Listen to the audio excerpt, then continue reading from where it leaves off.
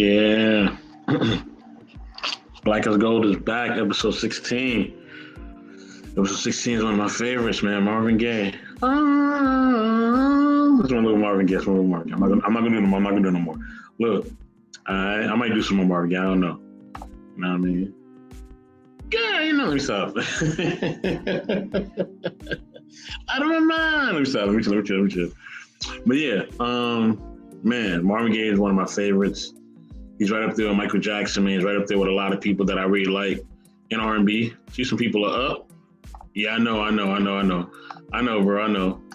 But you know, I had to talk about, you know, Marvin, man. Marvin is one of my man. But I think he's the best slow jam singer ever. You know what I'm saying? Like, he's just phenomenal, bro. Phenomenal, man. Like, Marvin Gaye is just everything. Since You've Been Gone.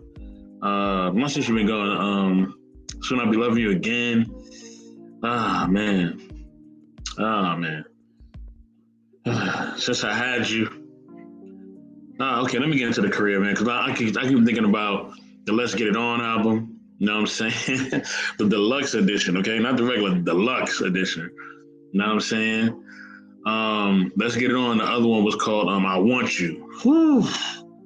The Let's Get It On, I Want You albums, look. If you want to set that bedroom on fire, play that, all right? That'll get it going, baby, all right? Those are my albums right there, man. What's Going On is my album, too. You know what I mean? Very political. Great social album. You know what I mean? Salute to you too, brother. You know how we do, family first. Yes, sir. Blood in.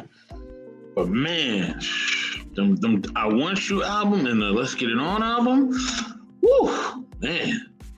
You know what I mean? I'm a very romantic guy, so, you know, can't help it. I'm like Truth. I'm very romantic. No, I'm joking. I'm sorry, Truth.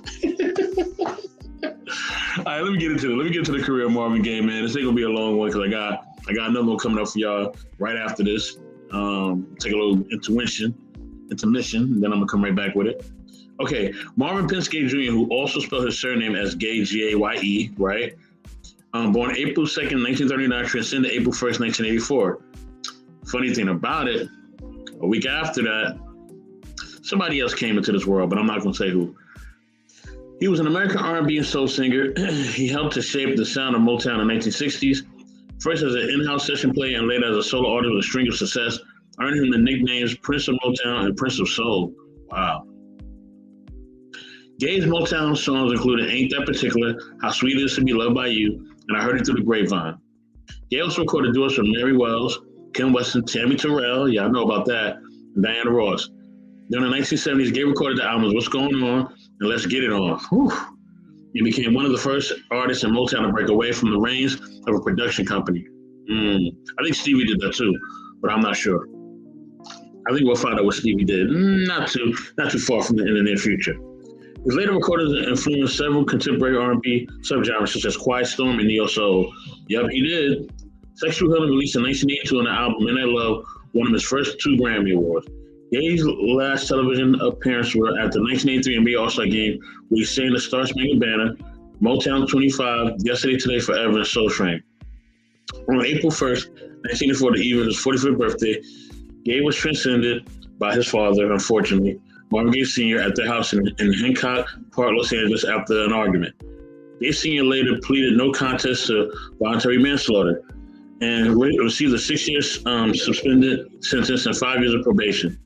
The institution had posthumously bestowed Gaye with awards and honors, including the Grammy Lifetime Achievement Award and induction to the Rhythm and Blues Music Hall of Fame, the Songwriters Hall of Fame, and the Rock and Roll Hall of Fame. All right, let's get to his life. All right, let's get to the early life, and I'm gonna get to the career, and then I'm out of here. All right. Marvin Penske Jr. was born on April 2nd, 1939 at Freedmen's Hospital in Washington, D.C. The church minister, Marvin Gaye Sr., domestic worker Alberta Gaye, also known as Nae Cooper. Her first home was in a public housing project, the Fairfax Apartments, now demolished, at 1617 First Street Southwest in the Southwest Waterfront neighborhood. Although one of the city's oldest neighborhoods with many elegant federal style homes, most buildings were small and expensive. and extensive disrepair and lacked both electricity and running water. The alleys were full of 1 and 2 story shacks, and nearly every dwelling was overcrowded. Gay and his friends nicknamed the area Simple City, owing to its being half city, half country. Gay was the second oldest of the couple's 4 children. He had 2 sisters, Jean and Ziola, and one brother, Frankie Gay.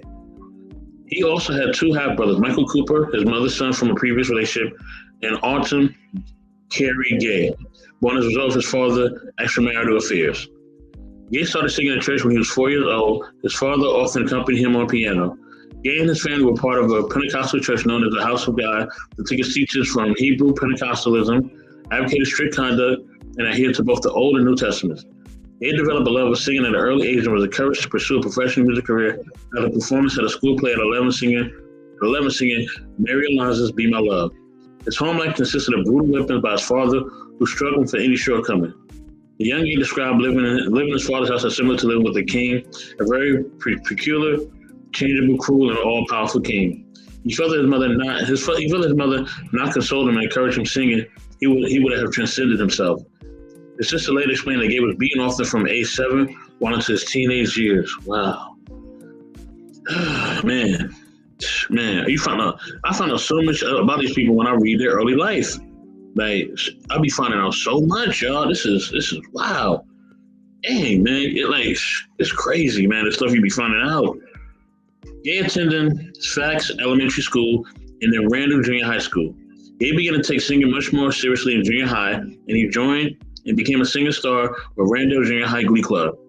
In 1953 or 1954, we don't really know, the records don't tell us, the Gays moved to the East Capitol Dwellings public housing project in DC's Capitol View neighborhood. Their townhouse apartment, Unit 12, 60th Street Northeast, now demolished, was Marvin's home until 1962. Gay briefly attended Spingarn High School before transferring to Cardozo High School. At Cardozo, Gay joined several doo-wop vocal groups, including the Dippers and the DC Tones. Gay's relationship with his father worsened during his teenage years as his father would kick him out of the house often. In 1956, 17-year-old Gay dropped out of high school and enlisted in the United Air Forces as a basic airman. Disappointed in having to perform menial tasks, he faked mental illness and was discharged shortly afterwards. Gay's sergeant stated that he refused to follow orders. He was issued a general discharge from the service. Wow, didn't know that either. Okay, let's get into his career. Following discharge from the Air Force, Gay and his good friend, Reese Palmer from the vocal quartet, the Marquis, the group performed in the D.C. area and soon began working with Bo Diddley. You don't know about Bo Diddley? Look him up. Who assigned the group to Columbia subsidiary OK Records after failing to get the group signed to his own label, Chess. Don't know about Chess Records? Do your research. The group's sole single, Wyatt Earp, co-written by Bo Diddley, failed to chart, and the group was soon dropped from the label.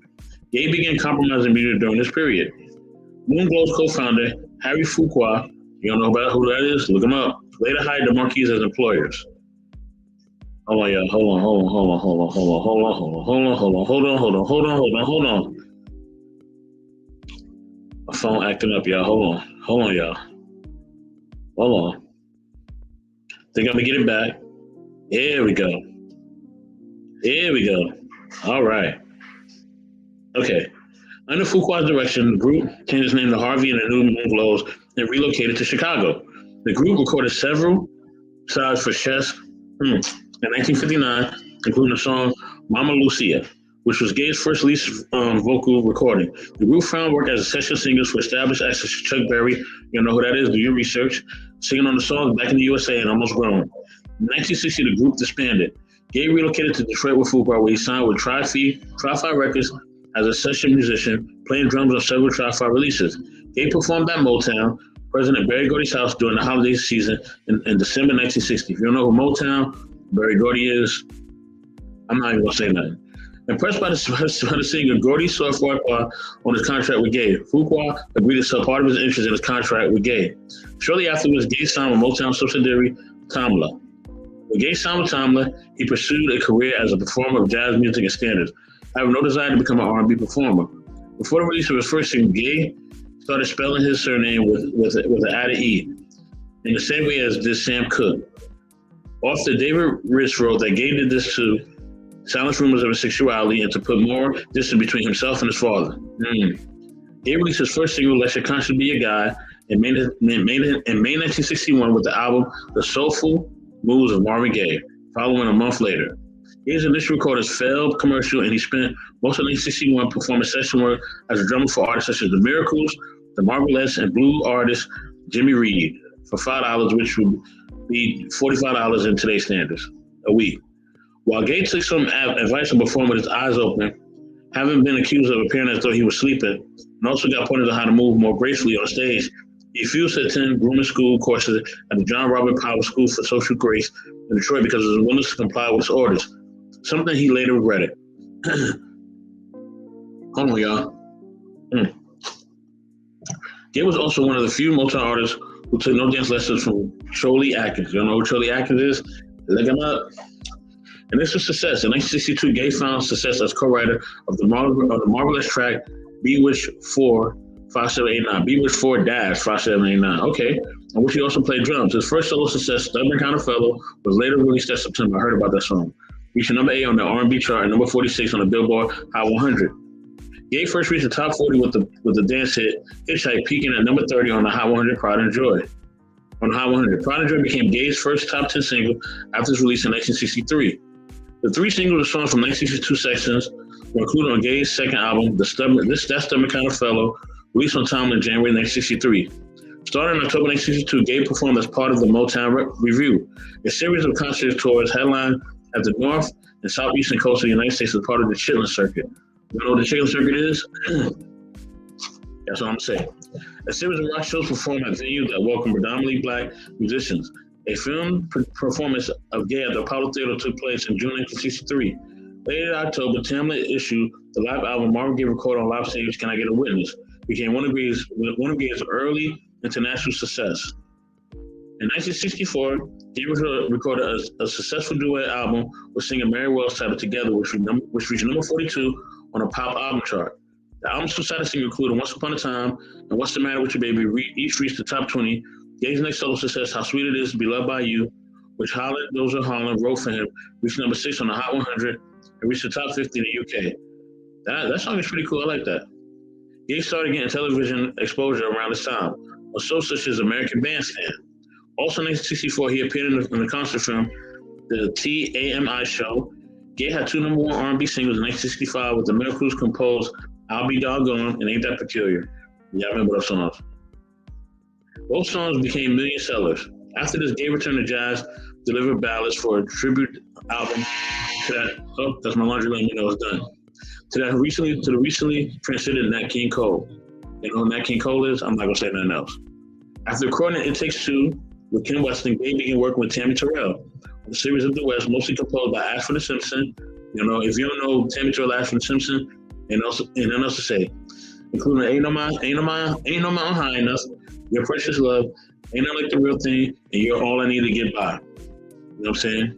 Look, them Tammy Terrell songs, man, Ain't No Mountain High Enough, boy. Listen, baby. Let me stop. All right. In October 1967, Terrell collapsed in Gaye's arms during a performance in Farmville, Virginia. Very sad what happened to Tammy Terrell, man. She might be covered in black as gold. You never know. Terrell was subsequently rushed to Farmville's Southside Community Hospital, where doctors discovered she had a malignant tumor in her brain. The diagnosis ended Terrell's career as a live performer.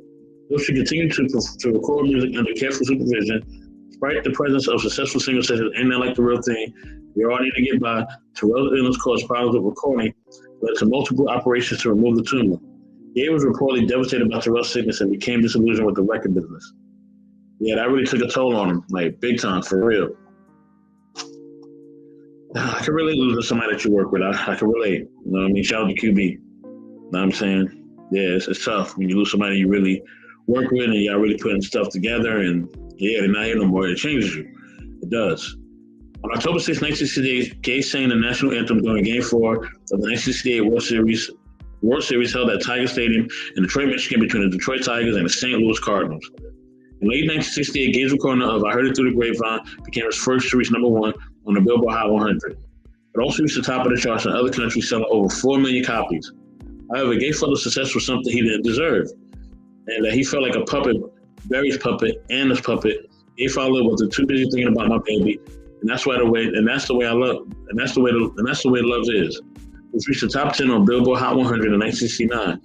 That year's album MPG became his first number one album on the R&B album charts. During this period, Gaye produced and co-wrote "Baby I'm For Real" and "The Bells" for the originals. Wow, that's a jam. "Baby I'm For Real," that's a jam. Tammy Terrell transcended from brain cancer on March 16, 1970. Gaye attended her honoring, that's what I call it. And after a period of depression, Gaye sought out a position on the professional football team of the Detroit Lions, where he later befriended Mel Farr and Lynn Barney. You don't know who those people are? Do your research. Beanie and Farr had gotten gold records for providing backup vocals for the title track of Gaye's What's Going On album. The Lions eventually declined the invitation for Gaye to try out, owing to legal liabilities and fears of possible injuries that could have affected his music career. All right, let's keep going in. Let's keep getting into it, y'all. On June 1st, 1970, Gaye returned to Hitsville, USA, where he recorded his new composition, What's Going On. Inspired by an idea from Ronaldo Obi Benson of the Four Tops after he witnessed an act of police brutality in an anti-war rally in Berkeley. Yeah, man, it was rough back then, y'all. Upon hearing the song, Berry Gordy refused its release due to his feelings of the song being too political for radio. They feared the single would lose his crossover audience. They responded by deciding against releasing any other new material before the label released it. Released in 1971, it reached number one on the R&B charts within a month. Man, Berry Gordy was wrong on that one. You know, he was wrong on a few albums, but I'm not, you'll kind of see later on as I cover some more people. All right. Staying there for 5 weeks, it also reached the top spot on Cashbox's pop chart for a week and reached number 2 on the Hot 100 in the Record World Chart, selling over 2 million copies. After giving an ultimatum to record a full album to win creative control from Motown, he spent 10 days recording the What's Going On album that March. Motown issued the album that May after Gaye remixed the album in Hollywood. The album became Gaye's first million-selling album, launching 2 more top 10 singles, Mercy Mercy Me, The Ecology, and Inner City Blues. One of Motown's first autonomous works, its theme and segue followed both the concept album format to rhythm and blues and soul music. And All Music Writer later cited as the most important and passionate record to come out of soul music, developed by one of his finest voices. That is true. I think I'm gonna say What's Going On is the most important R&B soul album, period. The most important, it's the most pivotal, it's the most transcendent. Okay, and there's been some great R&B albums. I'll put Stevie Wonder's Songs in the Key of Life up there, and I'll put Michael Jackson Thriller right up there too. Very, very different. I mean, those are all neck and neck. There's no one that's better than the other. It's just kind of what you may like or what you may be into, but those three made it. I mean, you could also put like Whitney Houston, The Bodyguard up there. You can put a lot of different R&B albums that's like really, really up there, but those are the ones considered, New Edition, Any Heartbreak. You know what I'm saying? Like, there's certain albums where it's like time stands still for those albums. Y'all know what I'm talking about. All right, let's keep getting into it, y'all. For the album, Gaye received 2 Grammy Award nominations at the 1972 ceremony and several NAACP Image Awards. The album also topped Rolling Stone's year-end list as his album of the year. Billboard magazine named Gaye Trendsetter of the Year following the album's success. Okay, now let's keep getting into it, y'all. In 1971, Gaye signed a new deal with Motown worth $1 million, which would equal $6 million today. Okay, man, making it the most lucrative deal by a black recording artist at the time. Gaye first responded to the new contract with a soundtrack and subsequent score, Trouble Man. I heard that Trouble Man is kind of tough. That Trouble Man album, you know what I'm saying? For the movie Trouble Man, I heard it's pretty tough. I've listened to it vaguely, but yeah, I heard this. Yeah, it's deep soul. That's all I'm gonna say. Released in 1972, before the release of Trouble Man, Mom released a single called "You're the Man." Yeah, I remember that song. The album of the same name was a follow-up to What's Going On, but Motown refused to promote the single, according to Gaye. According to some biographies, Gordy, who was considered a moderate, feared Gaye's liberal political views would alienate Motown's conservative audience. As a result, Gaye shelved the project and substituted for Trouble Man.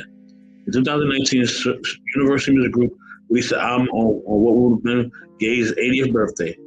In between the release of What's Going On, Trouble Man, Gaye and his family relocated to Los Angeles, making Marvin one of the final Motown artists to move there despite early protests urging him to stay in Detroit. Yeah, that whole Detroit to LA move that Motown did, Yeah, I'm kind of on the same way about that. I can see where it makes sense financially, right? I mean, LA is LA. Like if you've never been to California, you've never been to New York, like if you've never lived here, or you never lived in those places, you're not gonna understand. Like when you live in California or LA, it really, really opens up just all opportunities, like domestic, international, it's everything. Like the world is just open to you when you live in those type of places. But when you live in Detroit or you live in other cities like Wyoming or Florida, or I mean wherever you want to place on the map, right? Outside of New York and California, opportunities ain't the same. It's just not. Not saying that they couldn't make Detroit a hub because I believe they could have and they was already doing it.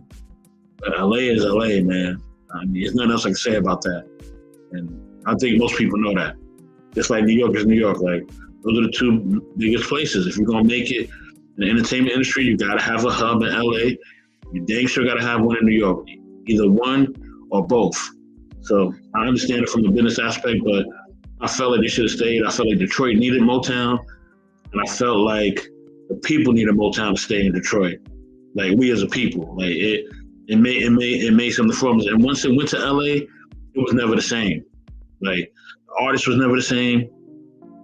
The music, it was still great, but it just everything wasn't the same, man. It lost its authenticness to me. I mean, there's some great music that came out of there. Like I said, there's some classics. His two best albums that I like are when he was in LA, right? Let's Get It On and I Want You, right? Those are my albums. But I would sacrifice those albums not being what they were in order for them to stay in Detroit because it meant something to our people and it meant something to the city of Detroit. So that's why I feel like they should have stayed. But let me continue. In August 1973, Gaye released the Let's Get It On album. Its title track became Gaye's second number one single on the Hot 100. The album was later hailed as a record unparalleled in its sheer sensuality and carnal energy. Other singles from the album include Come Get to This, that's my jam, which recorded Gaye's early Motown soul sound of the previous decade, while the suggestive You Should Love the Ball reached modest success on R&B charts, was also managing to make the pop top 50. Its success halted by radio refusing to play the sexually explicit song. In the 1970s, Gaye's sister-in-law turned her attention to Frankie Beverly, the founder of Maze. You don't know who music Frankie Beverly is? I don't know what to tell you. Marvin took them on his tours and featured them as the opening acts of his concert, persuaded Beverly to change the band's name from Raw Soul to Maze. Wow. I didn't know that Marvin had a hand in that. See, I found out a lot of things right now. Marvin's final duet project, Diana and Marvin with Diana Ross. You don't know who Diana Ross is? I ain't gotta say nothing. Garnered international success despite contrasted artistic styles. Much of the material was crafted especially for the duo by Ashford and Simpson. Responding to demand from fans in Motown, Gaye started his first concert tour in 4 years at the Oakland Alameda County Coliseum on January 4th, 1974. I used to live next to there. You know what I'm saying? And Coliseum it's all right. Not a bad place. The performance received critical acclaim and resulted in the release of the live album Marvin Gaye Live and a single, a live version of Distant Lover, the album track from Let's Get It On. That live Distant Lover single is the best, the absolute best live version of any song, period. I ain't never heard nobody make a live version better than Distant Lover. Like, I've never heard it. The tour helped to enhance Gaye's reputation as a live performer. For a time, he was earning $100,000 a night, which equals $549,460 in today's standard, all right? For performances. Gaye toured throughout 1974 and 1975. A renewed contract with Motown allowed Gaye to build his own custom-made recording studio. In October 1965, Gaye gave a performance at UNESCO benefit concert at New York's Radio City Music Hall to support UNICO's African Literacy Drive, resulting in him being commended at the United Nations by the ambassador to Ghana, Shirley Temple Black, and Kurt Waldheim. If you don't know about UNESCO, you don't know about Radio City Music Hall, you don't know about United Nations, Shirley Temple Black, and Kurt Waldheim, do your research, all right? Gaye's next studio album, I Want You, followed him in March 1976 with the title track, I Want You. Man. Reaching number one on the R&B charts, the album would go on to sell over 1 million copies. That spring, Gabe embarked on his first European tour in a decade, starting off in Belgium. In early 1977, Gabe released the live album Live at the London Palladium, which sold over 2 million copies, given to the success of a studio song, Got to Give It Up. Man, I got to give it up. Phenomenal. Keep on dancing up. I'll just sing that too. Which shot at number 1 in September 1977. Gabe opened Radio City Music Hall's New York Pop Arts Festival. All right. So let's get to the end, you know what I mean, of the journey, you know, before its transcendence. You know what I mean? For the great Marvin Gaye, the late great Marvin Gaye, you know what I'm saying? In December 1978, Gaye released Here My Dear, inspired by the fallout from the first marriage to Anna Gordy, recorded with the intention of remitting a portion of his royalties to her as alimony payments. It performed poorly on the charts. During that period, Gaye's cocaine addiction intensified while he was dealing with several financial issues with the IRS. These issues led him to move to Maui, where he struggled to record a Disco Fool's album titled Love Man, with a probable release date for February 1980. Though he would later shelve the project, that year, Gaye went on to a European tour, his first in 4 years. By the time the tour stopped, the singer relocated to London, and he feared imprisonment for failure to pay taxes, which he now reached upwards of $4.5 million, which would equal $14 million in today's standard. Gaye then reworked Love Man from its original disco concept to another social consciously album invoking religion and the possible end time from a chapter in the Book of Revelation titled the album In Our Lifetime. Gaye worked on the album for much of 1980 in London studios such as Air and Odyssey Studios. In the fall of that year, someone stole a master tape, a rough draft of the album, from one of Gaye's traveling musicians, Frank Blair. Taking the master tape to Motown's Hollywood headquarters, Motown mixed the album and released it on January 15, 1981. When Gaye learned of its release, he accused Motown of editing and remixing the album without his consent. Allowing the release of an unfinished production, which was called Far Cry, alternated the album art of his request and moving the album's title ? Molten is irony. He also accused the label of rush releasing the album, comparing his unfinished album to an unfinished Pablo Picasso painting. Gaye then vowed to not record any more music for Motown. On February 14, 1981, on the advice of music promoter Freddie Corsart, Gaye relocated to Corsart's apartment in Ostend, Belgium. While there, Gaye shied away from heavy drugs use and began exercising and attending a local Austin church, regaining personal confidence. Following Summer's recovery, Gaye sought to come back on stage, starting a short-lived Heavy Love affair tour in England and Ostend in June and July of 1981. Gaye's personal attorney, Curtis Shaw, would later describe Gaye's Ostend period as the best thing that ever happened to Marvin. When word got around that Gaye was planning a musical comeback and an exit from Motown, CBS Urban president Larkin Arnold eventually was able to convince Gaye to sign with CBS Records. On March 23, 1982, Motown and CBS negotiated Gaye's release from Motown. The details of the contract was not revealed due to a possible negative effect on the single settlement to creditors from the IRS and to stop a possible bidding war by competing labels. Yeah, they were going to compete for Marvin Gaye. You could best believe that. Okay. Let's get into the last album, Midnight Love. All right.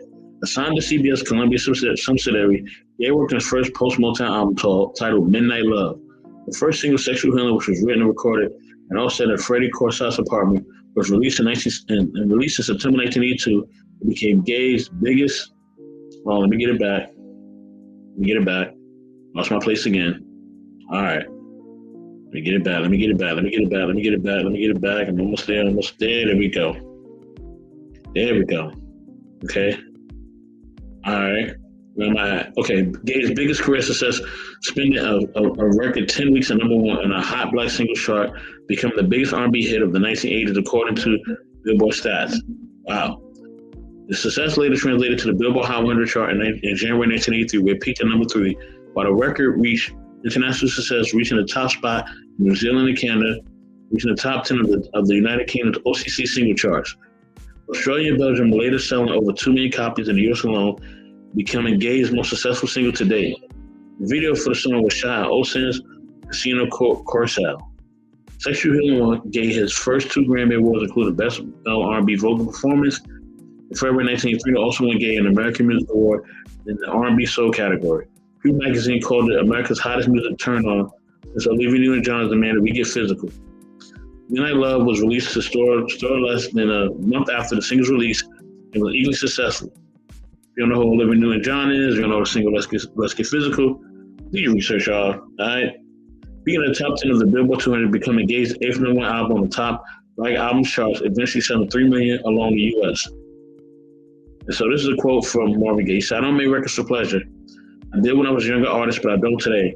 I record so that I can feed people what they need, what they feel. Hopefully, I record so that I can help someone overcome a bad time." Wow. So that was his quote from a magazine called NME in December of '82. All right. On February 13, 1983, Gaye sang the Star Spangled Banner at the NBA All-Star Game at the Forum in Inglewood, California, accompanied by Gordon Banks, who played the studio tape from the stands. The following month, Gaye performed at the Motown 25 Yesterday, Today, Forever Special. This and a May appearance on Soul Train, his third appearance on the show, became Gaye's final television performances. Gaye embarked on his final concert tour, entitled Section of the Tour, on April 18, 1983 in San Diego. The tour ended on August 14, 1983 at the Pacific Amphitheater in Costa Mesa, California, but was played by cocaine-triggered paranoia and illness. Man. Following the concert's end, he moved into his parents' house in Los Angeles. In early 1984, Midnight Love was nominated for a Grammy in the Best Male R&B Vocal Performance category, his 12th and final nomination. Man, so that is the career and life of the late, great Marvin Gaye. You know what I'm saying? Man, one of my favorites. You know what I'm saying? And just did his thing out there. You know what I'm saying? Did his thing. You know what I mean? So salute to him, man. Salute to the whole Motown Records, you know what I mean? Salute to the whole movement, man. So, look, this is Black is Gold, episode 16, Marvin Gaye. As always, y'all, you know what I mean? Be intentional. You know what I'm saying? I'm going to be intentional on, you know what I mean? Just staying positive, man. Staying positive as usual. And just doing my thing, y'all. Doing my thing on the social media thing. With that, y'all, I am out.